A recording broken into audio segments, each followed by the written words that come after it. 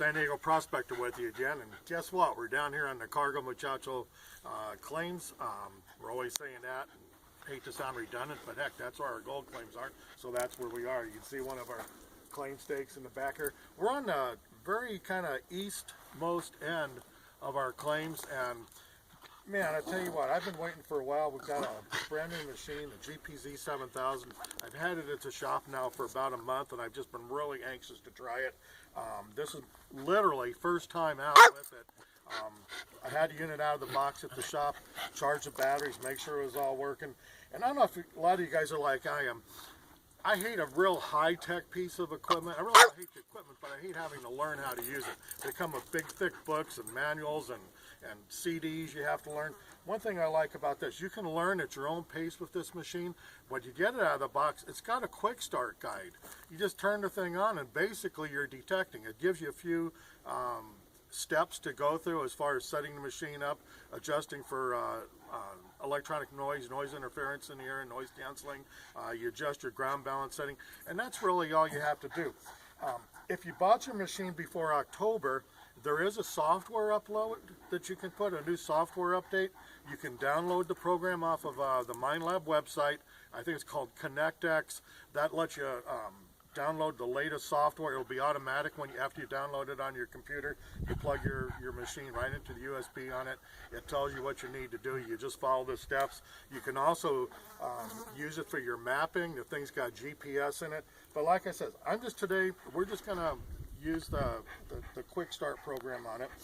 One thing you do have to do when you get out of the box is you have to take if you're going to be using the wireless module, you have to hook that up, connect to it, and there's a little software thing inside. You just go through into the settings section, connect to it, and once you do that, you never have to do it again unless you do a factory reboot on the thing, a complete factory reset, or if you upgrade the software, then you'd have to connect your little wireless module, your WM12. Now you can use the headset right into the back on the battery, on the top of the battery. You can run your quarter-inch headset, your favorite headset through it, or you can use the wireless module. It's got a speaker on it, and it's also got a quarter-inch plug on this. Today, just so we can hear it, I'm just going to have the wireless module turned on. We'll go through the quick start, and like I said, this is literally, being honest with you, this is the first time I've used the machine. When I got here, I turned it on, make sure all the batteries were working, and we started going. So let's turn the machine on. Let it do its thing. Let's make sure we're on, we've got the WM12, the wireless module turned on. It's going through its software. One thing that they did on the latest software upgrade, which they just did literally last month, I think it was, they recommend you using this little iron ferrite coil. And what that does is you put it on the ground when you do your ground balancing, and it kind of shows the machine in the worst conditions. It's literally iron ferrite in there. You ground balance over it, which we'll get to in just a second, and that sets the machine up. Then you leave it in auto track, and it's constantly, the algorithm inside the software is constantly updating the tracking information to run it really quick. That's what they say. We'll find out today. Two things I want to check with this is today, once we get it going, is I've got a couple of patches we hunted before. I hunted with my VLF machines, the Goldbug, the GMT. We went over with the GPX 5000, and I pretty well hunted them out, so we're going to go back up there. And there's another area right around here that there is so much black sand, we couldn't even use the VLF machines. And the GPX worked in it, but not as well as I'd hoped with the black, just a thick black sand on it. So we're going to try this today. So right off the bat, we're going to go into the quick start mode. There's a little green thing comes on here for detect. We just hit quick start, and it's going to tell us the next step.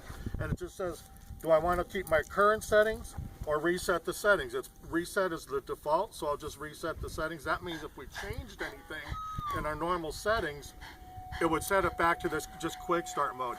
Now it's asking me to hold the machine up in the air.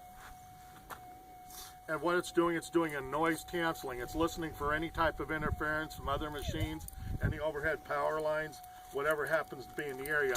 It's got a little clock type thing that goes around. We're about halfway through it. And it's actually looking for the quietest channel to operate on. Now, you do have to, every time you set this up in the quick start mode, you do have to go through this procedure. I don't know, and I haven't researched it far enough in the other modes if you can bypass this. There it just gave us our beep. And now it's just take the coil and put the coil on the ground. You shouldn't drop this because it is ferrite. I'm just going to set it there. And one thing that's when you do on this, normally we're used to ground balancing like that with most machines. This is a little different. You just do a figure 8 right over the unit, and it's telling me on there just keep ground balancing. And I hear it sounds like it's pretty darn quiet right now. And it's actually checking. Oops, one thing I forgot to do, sorry about that, is you're supposed to squeeze the trigger down here. That's your quick track. And it was telling me on there, it showed a little hand grab the trigger, and I missed it. So now we got the check mark, we're ground balanced. That's it, we're detecting. That's all you have to do on this machine to get going on it. You shouldn't have to unless you change an area to where it's just really severe mineralization changes. You really shouldn't have to do any more adjusting. If you do, you just set your coil down, go into the quick track mode, which I forgot to do. You have to push the button when you're going back and forth over the coil. This is the first time we're going to be learning here. I've got a little sample target here. I didn't get too big a one. This thing is 8 grains, a little bit bigger than I use on my other machines, but we're going to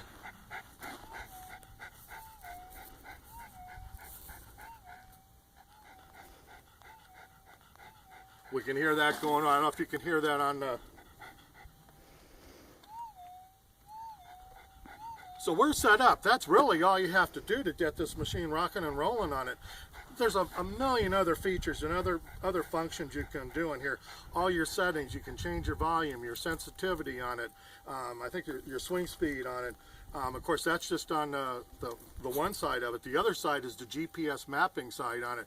If you go into that, you can track where you've been. You can download it onto Google Earth. You can record your finds on there. You can see where you've been tracking on it. That's a ConnectX software. It's a heck of a machine, and I think we're about ready to get started detecting. I'm all strapped up here. I got my pick and my cups and got my pointer. Heck, we're gonna go see what we can do. I know we're gonna find a lot of junk in this area, so I'm not gonna bore you with it. What I'll do is every hit I get, every time I find a target, I'm gonna record it. But unless I find a good target, we're not going to bore you with it on it. So the next time you see me, if we're digging a target, well, darn it, that should be a nugget down there. So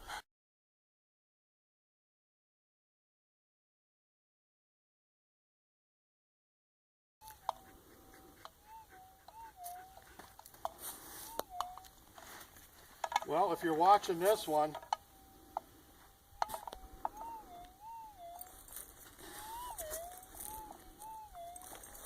maybe it's a nugget. We've got, goddamn tired, got about 20 bullets so far, lead bullets, brass casings, ton of iron through this wash here. And I've said that same spiel 25, 30 times already. So, like I told you before in the early part of the video, if you're going to be watching one, hopefully it's a nugget. Hopefully it's just not a piece of lead and I gave up and this is it. So, let's check her out. What I did is I kind of went back and forth on this and kind of got the loudest signal, and I made that little X there.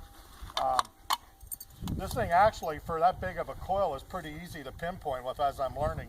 It seems to go pretty easy, pretty accurate when I'm doing that.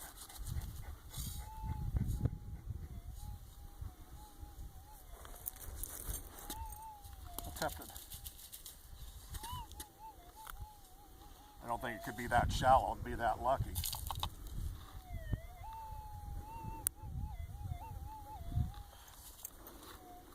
We're getting just a ton of black sand up through here, and this thing seems pretty impervious to it. This is kind of a mushy target. Not sure what. Actually, that was a nice hit. Keep our fingers crossed. Not just another 22. Well,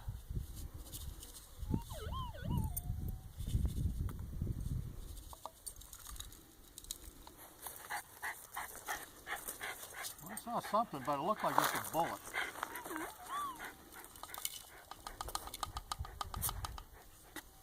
God, if it's small, it's either that or I'm blind. Whoa.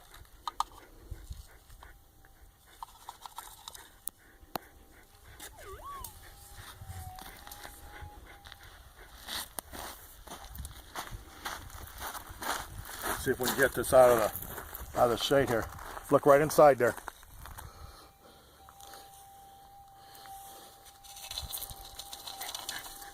Holy smokes.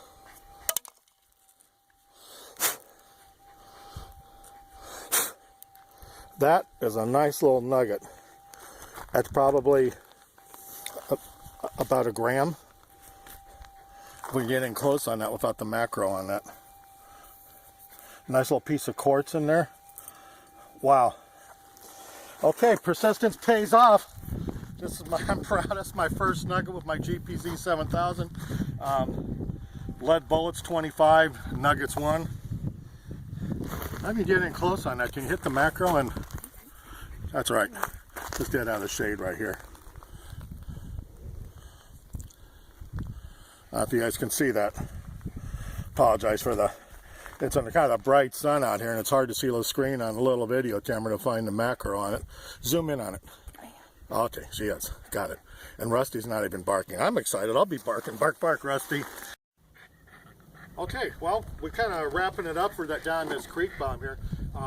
We found our first nugget with our Gpz 7000. Gosh, it was we didn't have a scale with us, but I'm guessing it's just a little bit over a gram. Had a nice little chunk of quartz going through. I'm really excited about that. More importantly, so excited about finding with a new detector. That's always cool. What I wanted to work here was, and we kind of wrap this up pretty quick, is this area here. We've tried it before. You can see everything just kind of channels down. Everything off this hillside all the way up this wash. This is actually part of the American Girl Wash. Comes back up there, and this is kind of a catch basin through here. And it, God, we've dry washed in here before, and just the black sand is really, really thick. The other two VLF machines I've used in here were pretty much impossible to use in here. The black sand was so bad. So I was really excited to try this machine on it. And I tell you what, when you ground bounce with the little ferrite coil and you're detecting through here, it never even saw the mineralization on it. Now the nugget we found wasn't very deep. That really surprised me. Gosh, that thing was only about 2 inches deep, if that. And so it really wasn't a real strong test on how deep this thing will go, but we're excited about finding that nugget. I'm excited about how it works, as like I said, and I'm really, really, really kind of excited about using this machine and learning more about it. So we're gonna wrap this thing up. We did one of the two things we want to do. One was check this area with the black sand. I don't know if we'll get today or tomorrow. We're going over to a nugget patch where I found other nuggets. I think we've got a total of 5 or 6 off of it, and we kind of hunted that patch out. So next video we're going to show, we'll call it the nugget patch, and we'll work that looking for some deeper stuff. So right now with our Gpz 7000 and a big smile on our face and gold in our pocket, is San Diego Prospector signing off. Hope you guys find color in your pan and have a good time out there.